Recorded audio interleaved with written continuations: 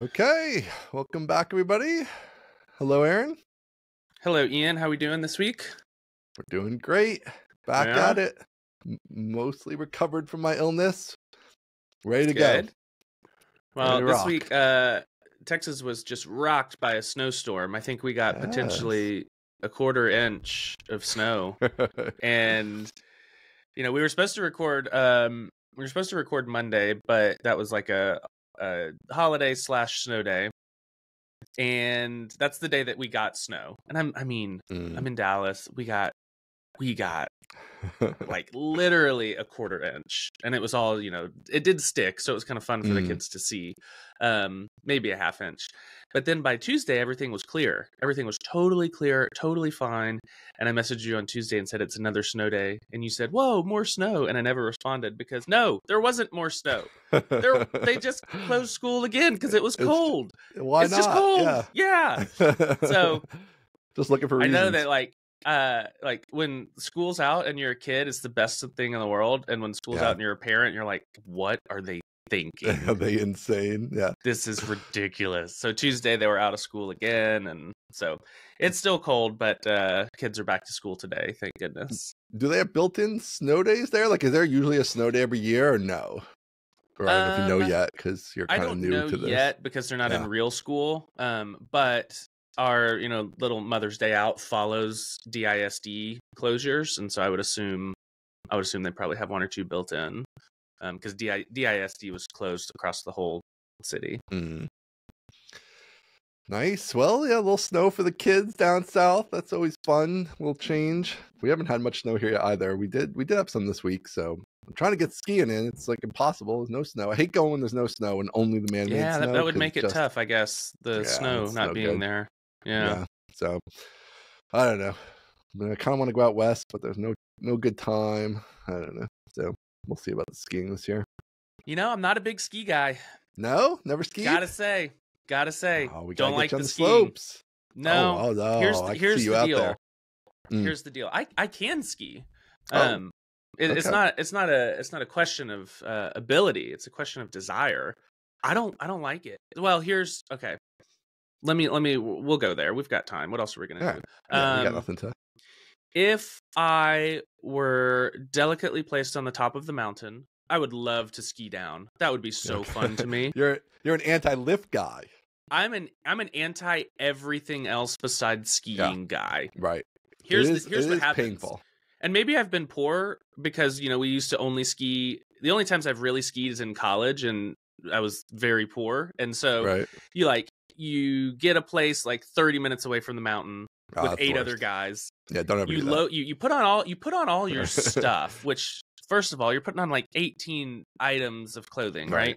You're sweating. You're like, I gotta get ready to ski. I guess I'll put on 6 pairs of pants, and then you make a dumb little sandwich, and you drive 30 minutes to the mountain, and then you're walking around carrying skis, bumping into people, trying to find a locker for your little sandwich that's terrible, and then you walk up to the lift. And you ski a few times. You gotta go to the bathroom. You gotta walk down. Like going to the You're just schlepping the whole day. Yeah, the whole day is a schlep. So much schlepping. There is a lot of schlepping. So much schlepping. So if I was rich, and I had a house that was like, it's very important. People talk about having a house near the mountain. Wrong. I need to have a house on the mountain. On the mountain, where I absolutely ski, key. Where I ski downhill. Yes. To the lift from the house. Ski in, ski out. Yes. Yes. That's so maybe I've done it wrong, but I'm over schlepping.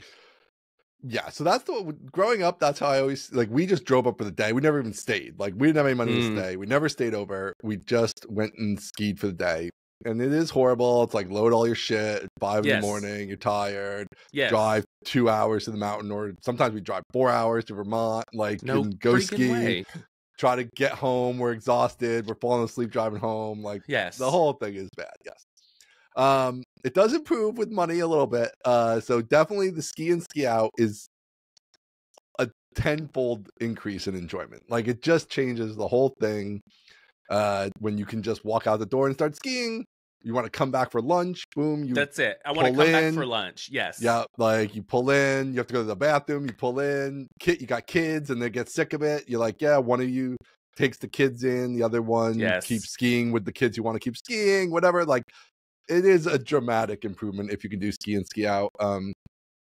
It's kind of weird now still though, like even though there's no snow anymore, the cost of ski and ski out is quite expensive, so it does add a lot to the cost of the trip. We did one year with points, which not like the best way to use points, but whatever, we did it one time. But yeah, it is a lot nicer. Like as soon as you're not ski and ski out, the level of hassle definitely dramatically increases. The little local mountain we go to, which is like 50 minutes away, isn't too bad. Just them, no snow, because at least you can park close, which is also nice. Like at least the schlepping, like when you have to schlep from the back from the parking lot, you're riding like, some bus with a bunch of idiots. Yeah, that's the worst. So if you could like pull up and you're basically in the front, and you're like, okay, like I walk 30 feet and whatever. I have my own stuff. I don't have to go inside. Like at one point we were like renting for the kids and stuff. That's a disaster. There's an hour of renting. I'm always stuff. renting. Like, I'm always that's renting. Terrible. It's nice because the stuff's already there. It's kind of like walking from the parking lot. You don't carry a bunch of stuff, so that part's nice. Yeah. But then you're on lines and dealing with it. They give you the wrong size. It's broken. It's disgusting. You got to bring something back. You know, it ends up being an hour dealing with that. So exactly, that part's not fun. So yeah. I know, yeah. Skiing is one of these sports that it's like there's so much stuff around it and cost to it and the whole thing. So much like, stuff. The enjoyment. So much ancillary stuff, tricky. and it's so freaking expensive. It's very expensive. It's gotten really. I can't imagine insane. With kids. Yeah, my my wife's dad tells this great story about my wife is one of 4 girls, and so they went skiing one time, and apparently it was just like freezing cold and nobody was having fun, and he tells the story that trip was basically sitting around the fire burning $100 bills because it was so like it's so expensive to be there. Nobody skied. They just you're not even skiing, right? You're just in the hotel room hanging out. Yep. Yeah, they do have now. They have these passes. It's like Epic Pass and the Icon Pass, because like basically Vail owns like everything, and what Vail doesn't own, this other company owns, and so. If you live in strategic areas, that does help the cost, because like, yes, it's like $900 or whatever for the pass, or some of them are even cheaper, and it's like unlimited. So it actually, if you live somewhere where you can utilize it, like if you live in Colorado, like, yeah, you're going to like get your money's worth, and you might be skiing for $50 a trip, which is like, great, fine. But otherwise, yeah, it's hard. Like even where there are some East Coast ones on these passes, but they're not that convenient to me, and they don't have snow. So it's like, well, I'm going to spend $1,000 on this thing, then I have snow. So yeah. But yes, with the kids, it's all like we need 2 hotel rooms. Like the whole thing just gets like crazy. And you know how the multiple I'm going to be carrying around my skis and then 4 pairs of little skis if we ever go skiing. There's no way they're going to carry their own skis. Yeah, you shouldn't even try until they're bigger. It'll be too. Way. It's just too hard. Even though when the kids start at 2, it's so much better. Right, yeah. They can go with church, the youth group, school, and I'll say, like have fun, right? I'm gonna enjoy the week at home in silence. Yeah, that if you have that option, I think that's a good option. But you dragging around 4 sets of little skis, no way. That's disaster. We've never had, our oldest doesn't ski at all, and we only had the younger 2, and they learned at different times, so it wasn't too bad. But if you have like the 2 at the same time and then 2 more right behind them, yeah, you can't be doing that until they can at least either you can ship it on make it somebody else's problem, or they can carry their own stuff. So at least they're like 6 or 7, and they're like, yeah, they can deal with their own stuff at least mostly. But yeah, you know what else I have a problem with? What? Let's have it. The beach. The beach? What? The beach. You don't like skiing and you don't like the beach? Same problem. You are like such a suburban Dallas, like living in a condo kind of guy. I have the same problem with the beach. Okay, so before I enumerate my problems with the beach, I'm gonna fix your beach issue easily, but okay, continue. Yeah, I think you've told. Maybe we've done this bit because you told me about the truck. Yeah. Okay, so truck. The beach issue is well known. You're schlepping still. Yes. So we won't rehash that. If you want to listen to that, there's an episode about you got to have a truck. Gotta have a truck. So I think my platonic ideal of like a vacation is either like a river or creek house. So like foothills of the mountains, you've got some nature, you've got a little creek you can play in, or a little river like down in the hill country in Texas. That's where we go every summer with my college friends. We go to sit in the river and hang out. Great. Yeah. You walk down to the river, you sit, you hang, you walk back. There's no like, we got to pack up for the day. I guess I don't like packing up for the day. Right. The other platonic ideal is you rent. I'm thinking like family trips. You rent like a huge house with a huge pool right off of the living room. Right. Yes. So I've seen some of these, like, I think it's Wander, which is trying to be like luxury Airbnb. Okay. And I've seen some of these Wander houses, and they've got this massive pool and like these big sliding doors that share like the living room into the pool area. And that's my platonic ideal for a family vacation. Because like people can hang out. A part of the problem with the beach is everybody gets separated, right? Some people want to stay at the beach. Some people want to stay in the house. Right. With the giant pool, there's like the living room. People can hang out in there. You can have your lunch there. You can be swimming. It's all right there together. And it's just so easy to get back and forth. So either that or a river house. Not impressed? Well, I mean, I've done the Creek House thing. We actually did that a lot during COVID, up in the Catskills, which is like a little mountain range in New York. We've thought about the big house with the pool. We've never done that like as a freestanding. It is just a big house. It's like we've had a big house with a pool at the beach, but we've never had like that's the optimal beach scenario, I would say. Or the truck, one of those two. Yeah. Again, if you're away from the beach in a beach house, it's like you get all the schlepping and all like you don't get the upside of like listening to the ocean and all that stuff. So like there is a huge difference there. Yeah, so I don't know. The thing with the big house, just the pool, is that it sounds good, but the kids get super bored. And then they're just bored of it. And like on day 2, they're like, what are we going to do? There's nothing to do. Can I go on my iPad? And so the pool alone gets a little tricky. They don't want to sit at the pool and write blog posts? Nah, exactly. They don't want to do that. They're gonna get bored. I mean, maybe your kids will be different and they won't be bored of the pool, but my kids get bored of the pool pretty quickly, and then they're like, what are we doing now? And if you're not in a place where there's something to do now, no. We did. Dang. We were part of this like I was hoping that was a factor. No, we were part of this tennis club for a while when the kids were young, that had a pool, so we would go there to the pool, which was pretty cool. And that's where they learned to swim, which that is the only way to learn to swim. Like, I don't really know how to swim. Like, I learned to swim when I was like 40. And because we were at this tennis club, and I just was like, all right, I'll learn to swim. But like, I still can't, I wouldn't trust myself to swim, outside of a pool scenario. So it was nice to have this pool because like, whatever, the kids were there every day, all summer, and there was other kids there, and they learned to swim well, and that was all good. Yeah. But we do not have a pool at your house is like, that's like chaos. That's especially in the Northeast. Like, no freaking way. Literally 2 weeks a year where it's warm enough to like really be in the pool. It costs $1 million to maintain. Yeah, it's like $150,000 to build it and maintaining. Okay, it. well you're raising a good point about them getting bored at just a pool vacation. Yeah, the beach is nice because the beach, like, you can play in the sand. You have the water, so it's like a pool-like thing, but there's more to it. There's other kids often.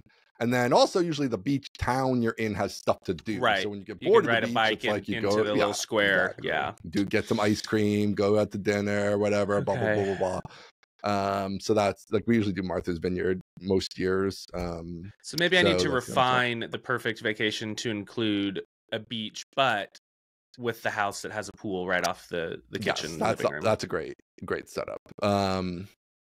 Yeah, you gotta you see, you're factoring like you're not a guy with 4 little kids, but it's still catching up to me. So, it's You haven't really done a big family trip yet, right? Have you done it? Well, obviously not with the 4. You haven't. Not with the 4. We've done a few. I guess we've done 2 trips, or maybe 1 trip, to Florida Beach with the older 2.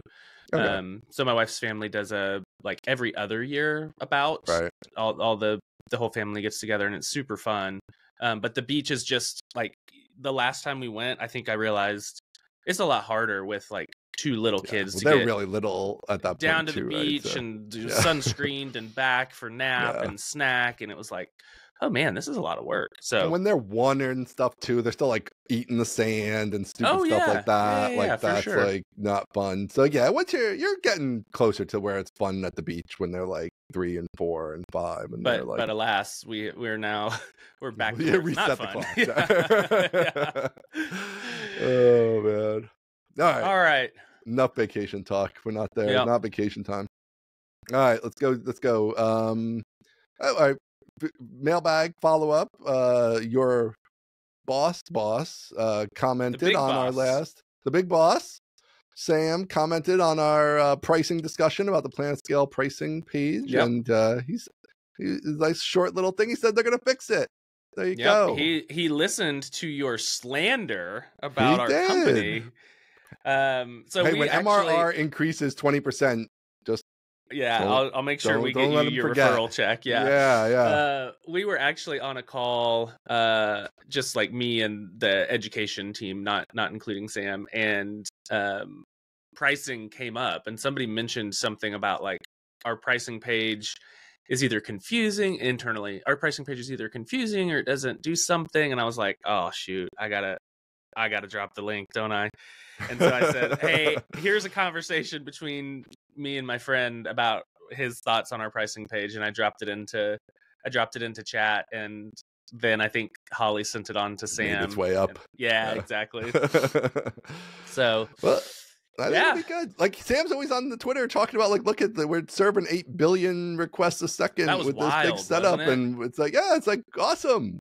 Show me that stuff that you do that stuff. Let's go. Price it like you do that stuff. We'll have to put that tweet in the show notes because that was wild. It was I forget what the requests per second were, but it was 256 shards. Right. So I think that was 256 writing shards and 1024 reading replicas, which is just like, good lord. It's a big cluster. That's a big cluster. There's a lot going on there.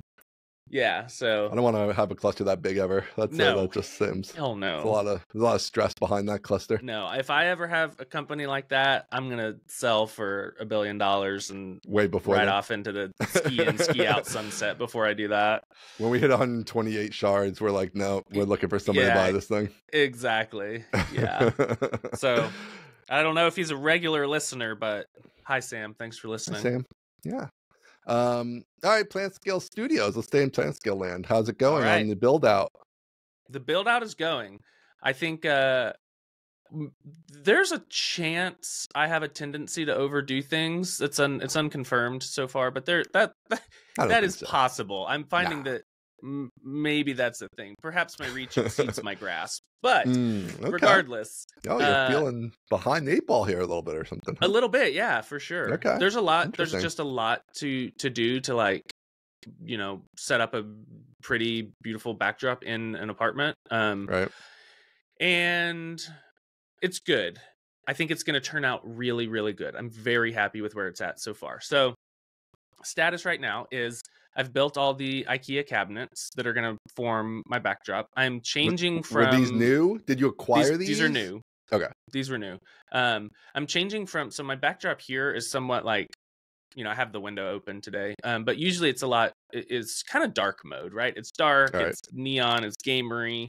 The new one is going to be... It's going to be light and airy. And so I'm changing the style a little bit. Okay. And... So I've got all these white IKEA cabinets that I've built. And then the trick is, it's an apartment. And so I'm not really allowed to like put a bunch of nails and screws in the wall. I'm especially not allowed to like, modify it in any way. I feel like nails are fine. I feel like if you get into like toggle bolts, that might be a little too far. But I asked the leasing agent, who's super nice. I was like, hey, this lease says no nails and screws, and he's like, nails? I don't care, you do whatever you want. And I was like, I think you can. I'm mostly gonna pictures and stuff. Like, I know, and mount TVs. I'm like, okay, I'm mostly gonna do what I want. So what I'm doing is and this is the thing where I'm like, maybe I went too far. I built a fake wall. I built a stud wall. Yeah, a 2x4 stud wall. Okay. And all right. So what I'm gonna do that room didn't seem that big. It's 12 by 12. Okay. So you can't just go past the stud wall. You're gonna have to give a little more back details. Up a little bit. Okay. Yeah, you gotta back up. Like, where is this wall? What's its purpose? Like, how big? What are we doing? So the vision is that IKEA cabinets on the bottom, and then pegboard, like the IKEA SCADA's pegboard, and then a shelf, and then pegboard up, and then I can put art all over it, and it's going to be really like, I'm going for like clean modern workshop vibes, so not like garage workshop, but like clean. So this wall's in front of an existing blank wall, or is it in front of windows? This wall's in front of a wall that has a window on it. Okay, so you're blocking the window. I'm blocking out the window. Okay, that's what I was wondering. Gotcha. Yeah. So right, I like it. Yeah, so the wall, the wall sits, 2 inches next to another wall. So I'm not like dividing the space at all. Right. But the way that the room is set up, the best shooting angle was directly at the window.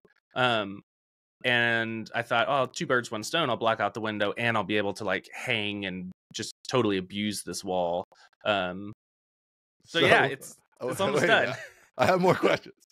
So did you attach the edges of the wall to the existing wall? Is this just freestanding with feet? Did you drywall it? I mean, we need some more details. Because we started the conversation with you're worried about putting a nail in the wall, and now you built a fake wall, I've built a wall that presumably is like nailed all around with thousands of huge construction nails. So I just want to get a feel for what's going on. Fantastic.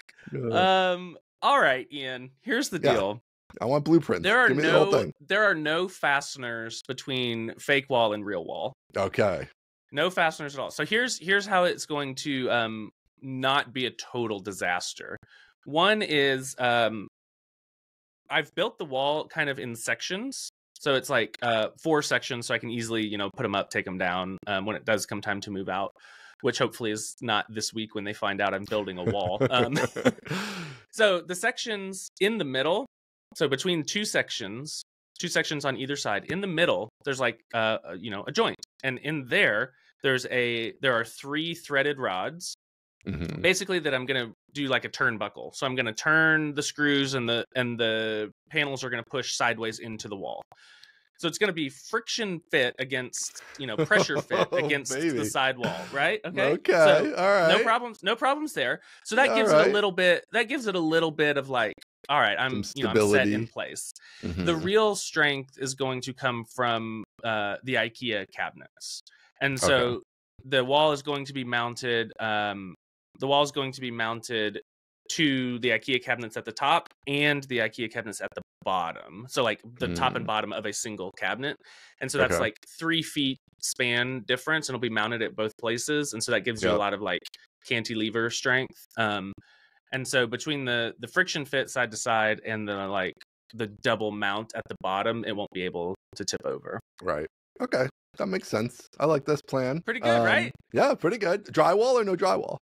No drywall. It's going to be all pegboard all the way up, right on the 2x4. Yeah, exactly. Yeah, I like that. And then that way I can take it off if I want to fish a wire and run it up. And I like this plan. It's crazy, right? It's crazy. I like it. We're going out there. This is the Aaron special. Crazy. It might just work. So I've been taking lots of pictures, lots of videos, and I'll put together a full video at the end. But yeah, it's a good idea. And then I got into it, and I was like, oh man, can I pull this off? I actually tried to cut all of the wood in the apartment. And I was like, I got not great. One, it was super inaccurate because I didn't have like a chop saw. I was doing it with a circular saw, all freehand. And so I'm getting, I'm trying to cut 20 boards that are all 21 inches long for the studs, and I'm getting like 21 and a half, 22.4, and I'm like, oh shoot, I'm really blowing this. Also, I was pretty sure I was going to set off the sprinkler, the fire sprinkler at some point, and I thought that would be a hell of a way to go. Like if I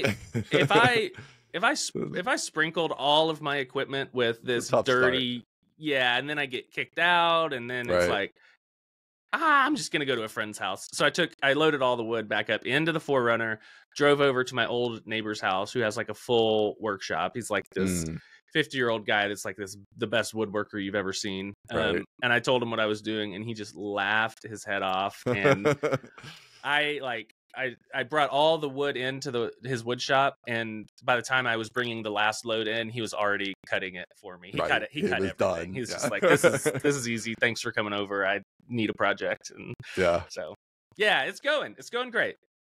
All right, I like that. Next week we'll be taking this call from Planet Scale Studios. Oh wow, you think so? Yep. Wow. I'm planting a flag. We don't have time. Can't mess around. All right. I like it. Yeah. No, I think. Do you love IKEA? I love IKEA. I'm a huge IKEA man. Love IKEA.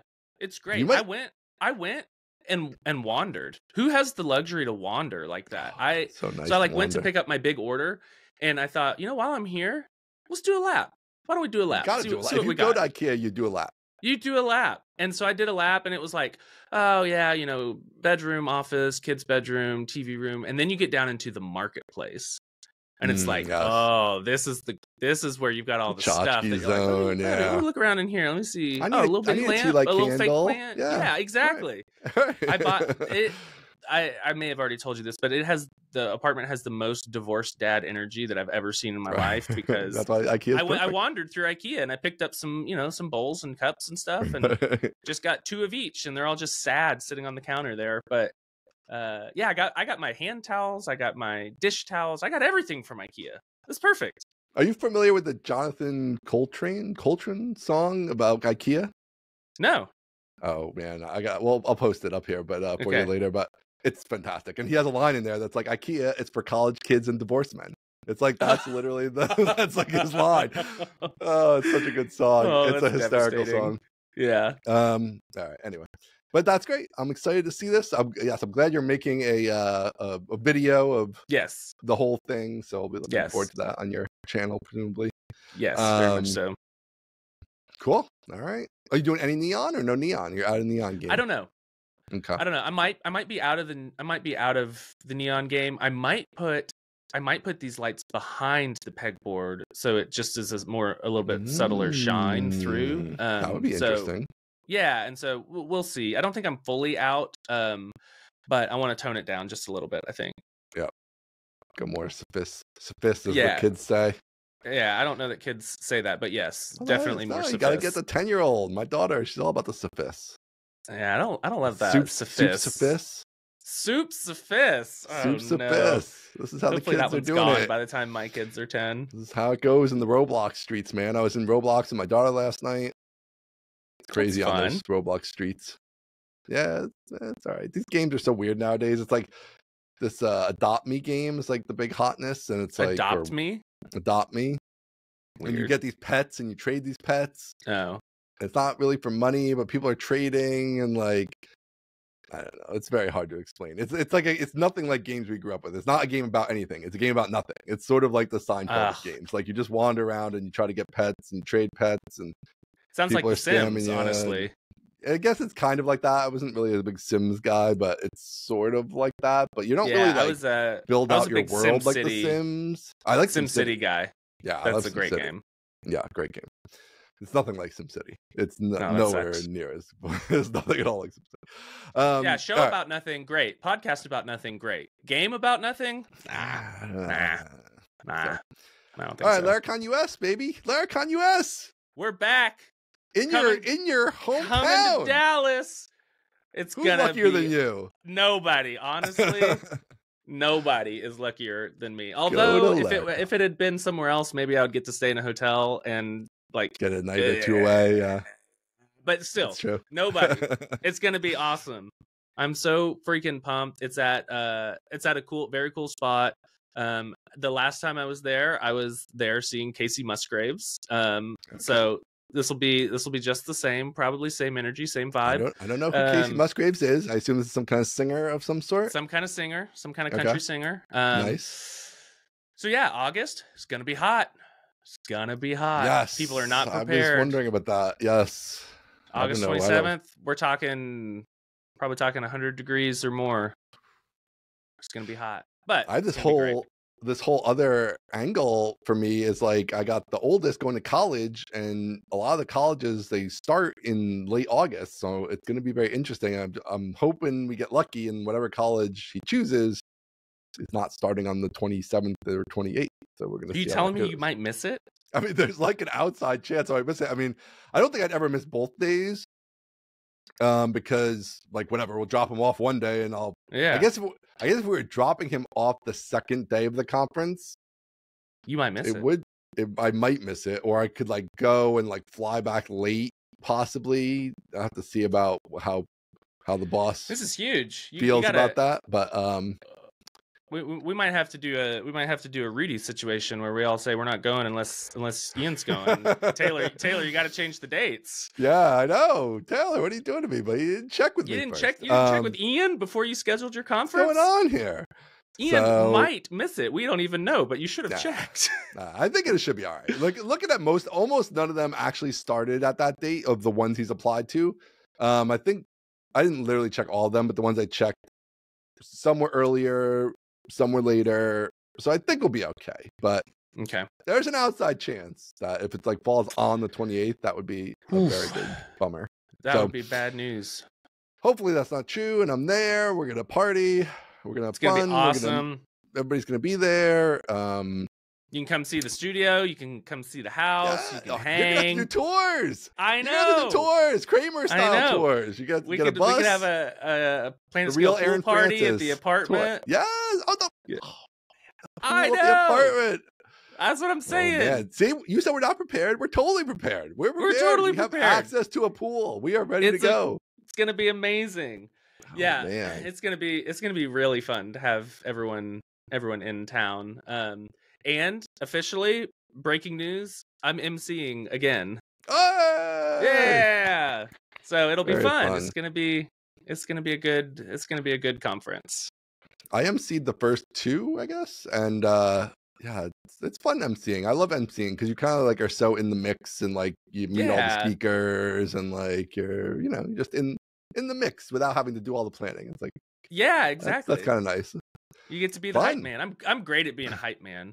Yeah, that's one of my top 3 skills is being a hype man. Are you going to try to also do a talk? You think, or that I don't know. We will see.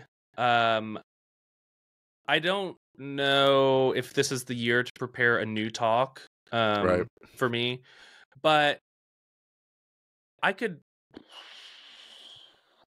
We'll see. There's a chance that Taylor gets all the talks and he's like, man, we're really missing this kind of thing. Does anyone want to do a talk on that kind of thing? And if something like that lines up with something I feel prepared for, then I would do it. I did being the MC and doing a talk last time, but that was a talk I had already done. And so I felt really I felt very low pressure to prepare that talk. So I don't know. We'll see. I'm certainly open to it. And if something good strikes me, I would do it. But right now I probably wouldn't do a hardcore technical talk. If there's another soft talk that I feel like this would resonate, I would put that in and see what he says. But I don't know. Yeah. Okay. All right. We'll see what happens. I think it's gonna be great. New city. I've never been to Dallas at all, so looking forward to that. You're gonna love it. It's exceedingly going on in Dallas that time of year. Is there it. anything else going on? Probably not. It's hot summer. Oh no! I just told a great joke and he froze. Man, that was a good joke. No, I heard the end of yours, so you're good. Where I said you're gonna love Dallas. Yes. Did you laugh? Oh man, that's a great joke. I said you're gonna love Dallas. It's exceedingly average. I was expecting. Oh wait a minute! I didn't hear that part. Oh, see, you didn't even hear the joke. There's the laugh. Yes, I knew it. I knew it was a good joke. Right. There you go. Yes. There's the laugh. Oh, just leave that all in. It's fine. We had a little error. We're back. You'll go through the whole gamut of emotions that I went through because I told the joke and then you were frozen and I was like, oh, he didn't like it, and I realized, oh no, he's frozen. And you came back and I asked if you laughed and you're like, It's like, oh man. But then I told the joke and you did laugh. It was great. It's in the show now. The whole thing's in the show. This is what it takes to make a podcast. This is behind the scenes. It's very important to me that my jokes land, and so I'm just really glad that we had that journey together. Yes, that's my impression of Dallas, but we'll see. I'm excited to eat Dallas food and we do have good food. Dallas I will poker say. In. There's poker in Dallas. We do have good food. That. Deep Ellum is very cool. Deep Ellum's a little bit grungy. It's been artified over the last several years, so it's a little less grungy, but it still has a lot of character. Right. So it'll be fun. It'll be very good. Cool. Yeah. I'm looking forward to that. And Texas Poker, which I've never got to play, which I'm very excited about. So that will be in my loop as well. Cool. All right. So should we stick soft? Let's talk a little, not technical? Yeah, let's talk a little content here for a second. All right, let's do it. Okay, so here's my question. This segment is about the bear. Just in case anybody's like, I don't want to listen to the bear. Here's my question.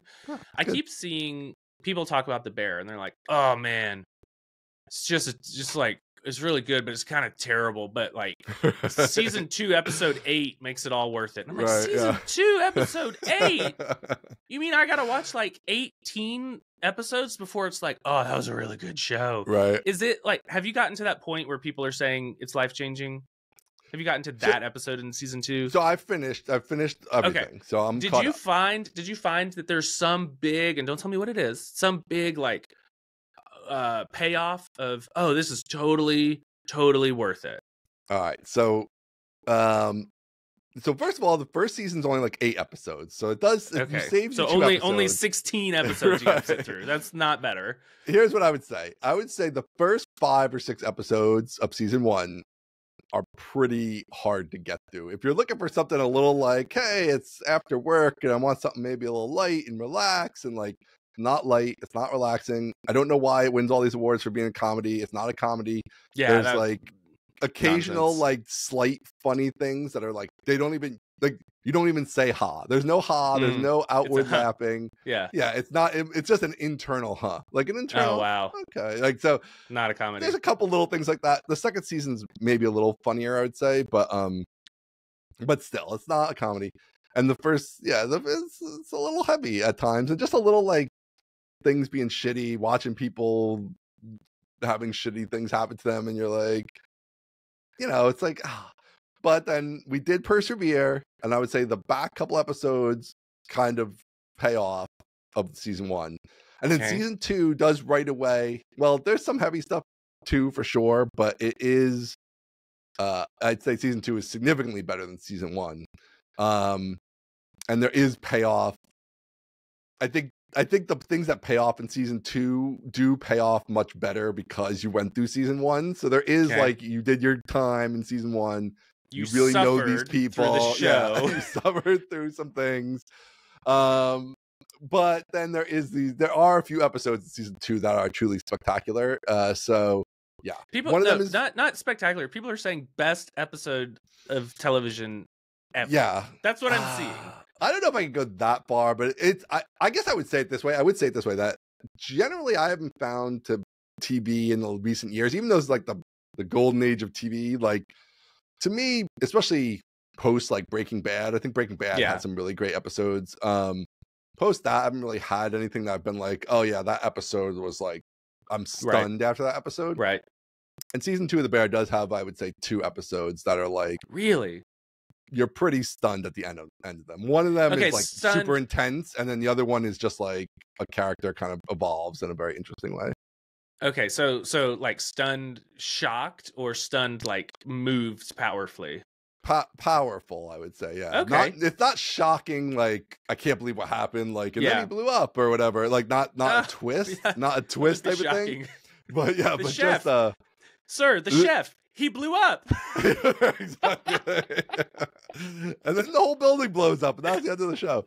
So yeah, not like that, but like the one episode. Well, I've seen different people talk about the different episodes. There's 2 or 3 episodes that people describe this way you're describing, but the one of them has 2 guest appearances. 2 people guest star in it, and the performances are unbelievable of those guest stars. Like, I don't want to ruin it by saying who it is or whatever, because when you see them show up, it's like people everybody knows, and you're like, oh, they're in this, and then they like just totally destroy it, and you're like, wow, just like the level of acting is really phenomenal.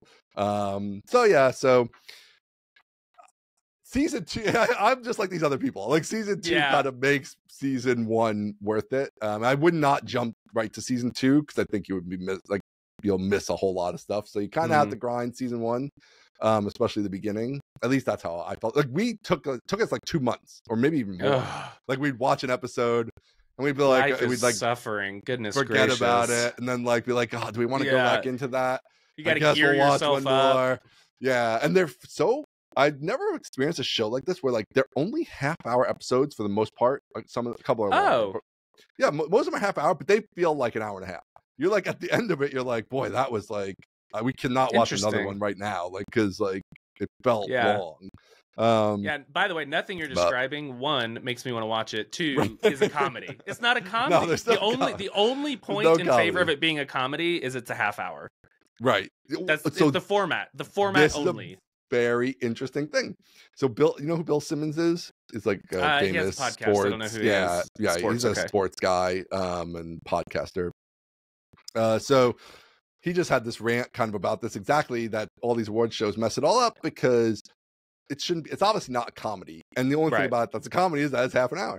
And so he thinks they should just blow up all these categories and make it just like by the length of time. So like half-hour shows, hour shows, mini-series or something like that.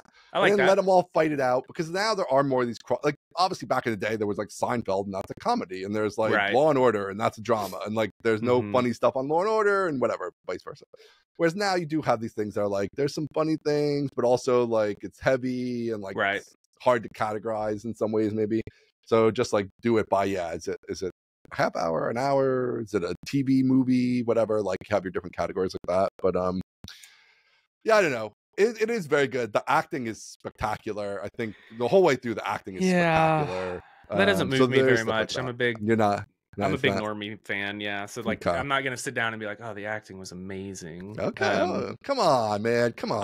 I'm so my bar is so low. I'm like, when I go to the movies, I want to be entertained, which is how we've ended up with me being a big Fast and Furious fan.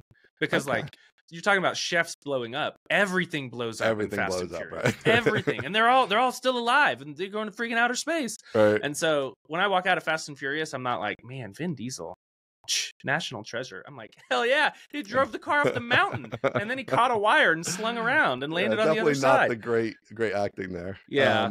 I haven't watched many of the Fast and Furious. It's one of the few movie series I haven't gotten super into. I'm sort of saving it. I know I do want to watch it. There's like 12 of them. For the right moment.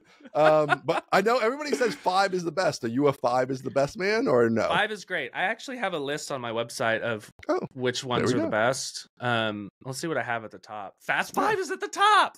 There we go. 5 is the best. So my order is, and I'll read them by their proper given names. Yeah. This is Fast and Furious movies rated by Awesome. Fast 5, Furious 7, Fast and Furious 6, Fast and Furious Presents Hobbs and Shaw 2019, The Fate of the Furious, The Fast and the Furious, Too Fast, Too Furious, Fast and Furious, The Fast and the Furious, Tokyo Drift. So that's my order. There's one, I think there's one or two missing. It hasn't been updated for the most recent Fast X or whatever. Right. Have you seen that franchise, though? But you've seen it, of course. Yeah, I saw it in theaters. Yeah. Are you a Marvel man? I don't know. It's a bit much, isn't it? Yeah, it's gotten a bit much. Marvel is kind of my Fast and Furious. It's like I watch most of the Marvel movies, and I'm like, okay, like whatever. It's like obviously it's not great acting, and for the most part, and like whatever. But I have not been in this latest, whatever they call it, not season, whatever they call the eras or whatever they call it. What do they call it? After phase 4, something like that. I don't know, this phase. There's a lot I haven't watched in this phase. It's too much.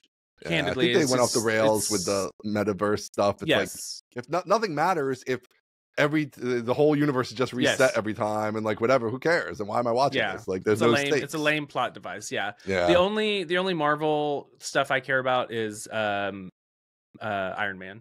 Love Iron Man. I do like Iron Man. Love Tony Stark. Love the tech. Love the. I also like when it's like all the buddies are together. So like Avengers, I like that. It's like, hey, let's all come together and have a bunch of jokes. I like the Guardians of the Galaxy. To me, the Guardians of the Galaxy is the best one. No, because it's got more funny stuff. They're kind of funny. It tries to be too funny, and it's just. I don't like the Guardians. Oh man, I love the not Guardians. A Guardians fan. I don't like the third Guardians. Was a little much for me, but the first two are very good. Also, when Thor was like, I don't want to be Thor anymore, whatever his name is, the Hemsworth guy. Yeah. And he was like, I don't want to be Thor anymore. He's too serious. And so they made the third or fourth Thor right? Yeah, really, I'm not really a Thor really guy. funny. I was like, this is terrible. Right. Yeah, I'm not a Thor guy. I hate it. Yeah. Iron Man, I like. So bad. Guardian Galaxy, I like. Yeah, the Avengers, generally, I like. Avengers is great. I like Loki. The Loki show is actually never really watched good. a single the first Loki. one. I didn't watch the second one yet. No. The one with the other show was actually really good too. I had 2 bad episodes. The first, not bad, but the first 2 episodes were weird and I didn't really get it, but then it turned out to be a good show. I can't remember. It's with the girl who's like the witch. Wanda? WandaVision. Yeah, Wanda. Yeah, WandaVision. WandaVision was a good show. Yeah, that was a good standalone. I liked that. Yeah. That was very artsy, well done, interesting, funny, moving. It was very heavy. There you go. See? Yeah. It's the Marvel version of the bear. I'm a connoisseur for sure. Yeah, I'm a man of culture. All right, listen, you got to watch the first couple bears and get back to us next week. I think that's your homework. How much time do you think I have? Come on, it's half an hour. The first one. What? I don't have half an hour. You have half an hour. Bears. I don't have half an hour to go knowingly into a show where I'm going to be suffering. I don't have. Maybe many you half won't take hours. it that way. No, maybe you won't take it that way. Who knows? I don't have any half hours to suffer. Listen, I've got my share of hardships. Thank you very much. Listen, while you and the wife are up at 4 a.m. feeding these babies, you throw on the bear. It takes half an hour to feed the babies. You know who wants to watch the bear less than me? My wife. That's for dang sure. Oh man. Okay. All right. You never know. Maybe she's looking for a change of pace.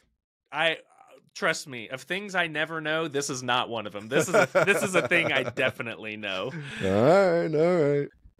All right. Let's next talk category. Yeah, let's talk caching route model bindings. I don't know if we have time to go all the way into the last one.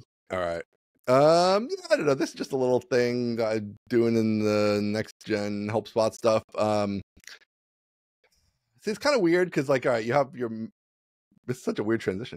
The route model bindings, which I'm gonna assume everybody knows what that is. You can do it, Ian. We're professionals. Yeah. And so normally that's a very fast query, right? Because it's like whatever. It's almost always looking up by ID or a slug of like a thing, and it's returning you the model. And then you do something. So let me give context for those who don't know. Route model binding is when you go to users/1, Laravel will pull that model out of the route for you as a convenience and deliver you the user model. That's route model binding. Okay, carry on. Yes. And so it's obviously doing a query there. And I've been on this little bit of I'm optimizing away queries wherever I can just to reduce costs and make everything super fast. So I have I wouldn't, this kind of came up on Twitter, the idea of so I put this out there about caching these and returning them from cache. And so there's this ability in Laravel to override the resolution of the route model binding. And there's a couple different ways to do it. But anyway, you can override it and you can do whatever you want. And so instead of querying the database, I'm going to query the cache system and return it out of the cache instead of going to the database at all. Cool. And I don't know, this is definitely not something you should do version 1 of your unknown product. But, and I don't even know if I do it for a regular, in general. But I have sort of some situations that are a little bit special where I have these things called queues. And there's going to always be between 1 and at the most, maybe 10 or 12 of these queues. And the queues are also used other places. So there's places where I have to make a sidebar of the queues and whatever. And so basically I've already caching the queues. I already have a cache item with all 1 to 10 queues in it that I'm using all over the place. And so I was like, why, when I'm on a queue to show what's in the queue, why bother querying the database there? I literally already have this queue in the cache. So I will just override the route model binding and pull that queue out of the cache instead of querying the database. And it works great. It's super perfect. And the only trick I had to do is I am not a man who likes to, for multiple reasons, but I don't like to put the serialization of the models into the cache. So what's in the cache is just keys from the models of the keys we're going to use. And so what I actually do is I pull that out of the database, and then it wants you to return a model. You have to return a model. Yeah. And so I use a factory like you would in a test, but I just populate I pass the factory the array of keys from the cache, and on the fly make a model and pass that back to resolve. And it all works amazingly, magically, like Laravel often does. Okay, this is weirding me out. You had me till the end. Sure. So few questions. One is, why don't you just cache the model itself? So there's a couple reasons. One Okay. is it's a lot bigger, and I don't want it to be bigger because it like turns into this big string of stuff that it like serializes. Okay. And then so in that case, right, like I have 10 of these in there, let's say, and so now that's like actually a pretty sizable string that like going back and forth over the network. Not a huge deal, but a small optimization. Yep. And then there is, so PHP, when it unserializes things, there are like security implications there, which people don't think about and know about too much. But basically, like PHP will be it'll let you unserialize anything. And so people can make a bad malicious string that you can then unserialize when you don't intend to, and then they can literally just take over everything. So now I'm not saying the Laravel has this directly. When Laravel serializing its models, it should be fine. But it just feels like the kind of thing, like if I don't have to serialize this model, like A, I don't want it to be bigger. B, there's like this security potential issue with it. And so why have it? I don't need to do it. I'm sure there's going to be places where it probably does happen automatically on Laravel's part. We'll see how that goes. But in places where I can control it, why have it in there? So interesting. Okay, so you're putting in a plain array at that point, right? Putting in a plain array, getting out a plain array, and making a fake model. What do you use? Why do you go through? Why do you go through the factory instead of just like queue? I guess I could new queue and make an unpersisted model. Maybe I should do that. I don't know why I did the factory. I just threw it in the factory. Factory probably works, but I was wondering if there's a benefit there. Second question. So then do you have... Oh, man, did I just blow your mind? You kind of blew my mind. I don't know why I went to the factory first, because I just use it always in the test, and it just like I just went there. But I should just do a new model and don't persist it. That's what I should do. Yeah, new model, don't persist it. The problem, I think, probably with both the factory and the new model is the I don't know what Laravel, and you might not be using this, I don't know what Laravel uses to determine if it's persisted. I don't know if that's the ID being present or the was recently created whatever thing being true, but I bet you don't rely on that anywhere. Second question, how are you updating and clearing the cache? Do you have model observers for saving and updating and stuff like that? No, we're going a little weird on the caching, going a little different. So I have a lot of things that there will be some things like that eventually, I think. But right now, at the like highest level outer shell I'm at of things that are often used on like every request or a lot of requests, I'm trying to really optimize that. And so I have this group cache, which basically you can stores multiple different types of things about the tenant.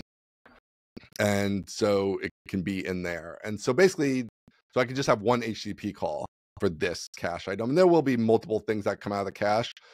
But basically, like you can end up with a situation where like you're putting stuff in the cache, but you actually have like 40 HTTP requests to actually get all those individual keys out of the cache. It'll be Redis. Redis. Yeah. Hosted not on the same box, I'm assuming. No, yeah. Dedicated. No, I don't know yet if we'll do like Redis Cloud or just the AWS fake Redis or whatever, one of those things. Okay, so you have a tenant cache that holds the queues and presumably some other information. So it's basically like a Laravel collection of different keys, and then those keys are different things. So like this groups of queues or the users where in the and when tenant. Is it updated? So it could be expired by so the cache key is generated, so it has like the tenant ID, of course, but then it has the tenant last updated. So like I can expire a whole tenant's cache by like updating the last update time on the tenant. The tenant query is always live, so that's always pulled from the database on every request. And then also for there's some other ways to invalidate it, but yeah, that's like kind of the main one, to invalidate a whole tenant if I need to. Otherwise, it's just timed. I think I have it as like, I have it as a long I guess time. My question is like, if somebody adds a new queue or changes the name of a queue, right? What happens? Then I can just explicitly invalidate the whole thing and it'll rerun. Okay. Yeah. So the it'll be missing. So yeah. So in a new queue, So the things in this tenant cache, which is like this highest level cache, are just like things that don't change too much, like queues, which are not things you're adding all the time, new users, which are things you're not adding all the time, whatever. There's like these big constructs in the system that are not things that change that often. So they could just be cached for a long time. If it changes, it is invalid. I just invalidate the key and delete it. And then the next request will refill it, all these queries and fill it back up. And they're all pretty fast queries, so it's not anything super heavy. But it's just like I like to reserve the database capacity for like the not super fast queries and things that have to be live. And like there's just no reason to like get the list of users every request. Right. Yeah. For thousands of users. I like the idea of caching like the big kind of God objects, so you make that request one time. I like that. Yeah, I think we'll see how it goes. I've never done it exactly this way before, but I've never built it something like this from the ground up in this way before, so we'll see. But yeah, so I just think I don't know, I'm just for like keep the database light so that when it has to query stuff, it's got all its energy and capacity. And database is so expensive. It's like the most expensive thing. Yeah. It's like if you could stay one tier lower on the database size, like that's a huge amount of money always. So that's kind of the plan there. But I like it. Did you get a bunch of people saying, when should I do this? Why is this necessary? I didn't actually get too many. I got that's good. Tobias was like, it should just be built into Laravel, which I thought was interesting. There we go. That's a ringing endorsement. Yeah. Which I guess you could like, I mean, it's like when you use it, it's like things that are so fast for littler projects, it wouldn't be worth it. It's like, yes, looking up this user by its ID is going to be super fast, right? So, but at the same time, it is a query that like doesn't need to be done necessarily if it's something that doesn't change that often, and it's worth invalidating when you do change it. In general, I think people way underutilize caching. Like I think people just rely on the database for a lot, which they shouldn't necessarily. It is more headache, and you have to invalidate and all that stuff. So it's definitely a pain, but I don't know. I've learned that lesson the hard way that like caching is super good and just makes your app so much more incredibly faster, remarkably faster if you cache well. So I like to be pretty aggressive on the caching front. Well, I like this. I'm all for hooking into the resolve route model binding. That's one of the things I do love. There are many, but that's one of the things I do love about Laravel is all of those places you can get access to. Yeah. You can just hook right in and change it. I did a video on changing that to like be a pretty display URL and an ID. It's like, yeah, it's totally doable. You just in your model, you just override the method. I just love that so much. And that's one thing that's where I feel like Laravel is now that I love so much is like everything now has multiple ways to do it. Like it used to be you could override the route model binding, but I believe it was only like in the service provider or whatever, and there was like a method you could call on route or whatever. And I think it used to be also you could change the column, but not like add any logic in there. So you could change it from like ID to slug. Could be. Yeah. So then it's evolved to where like you could still do all that old way stuff, but now you can also like just have something on the model itself, a method that you can override. And like to me, for this particular thing I'm doing especially, it's like, then it's just in with the model. Like that logic is there. It's not like off in the service provider, like in the separate place. It just makes sense to be here. And it just works all magical and wonderful. So love that. Love the Laravel. Got to source dive. You got to go down there and look around. Yeah. See what you can do. Documented now, which was really cool. Like I do think a lot of these magical things are starting to get added into the docs too, where like, sometimes they weren't always in the docs, so I feel like the docs have gotten flushed out with some of these cool. Oh man, did you listen to the most recent Laravel podcast with Taylor and Matt? No, I haven't had a chance yet. You got to go listen to it because he talks about strict mode, and he talks about how it's his least favorite thing in Laravel. Oh man, we're going against which I king. told you. I think I told you last week. I said I think Taylor hates this because he undocumented it, and he actually said on the podcast, "Yeah, I undocumented it." It's nuanced. It's more nuanced than that, but he goes into it about how the prevent accessing missing attributes one just like dorked up a whole bunch of packages. Everyone was like, I'll just test to see if name is there, and if name is not there, I'll move on to like email or whatever. And it was like it just messed everybody up. And so he says he hates that. And I thought, Sorry about that.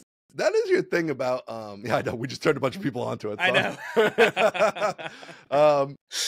What's your feeling on package? Like I'm always torn on packages because there is just stuff like that that's like when you know, it's like I love packages, but then like I know, or like a lot of times like packages just assume you're using MySQL, and if you're not using MySQL, like they're just gonna blow up maybe in odd ways because like Laravel papers over some of it, so like it sort of works fine until like it stops working because of the weird JSON search function you used in a spot that like you know isn't the right syntax for Postgres or single store or whatever. So I think I'm a package reasonableist. I'm not a package maximalist. I'm really not. Like if there's like on the same tip.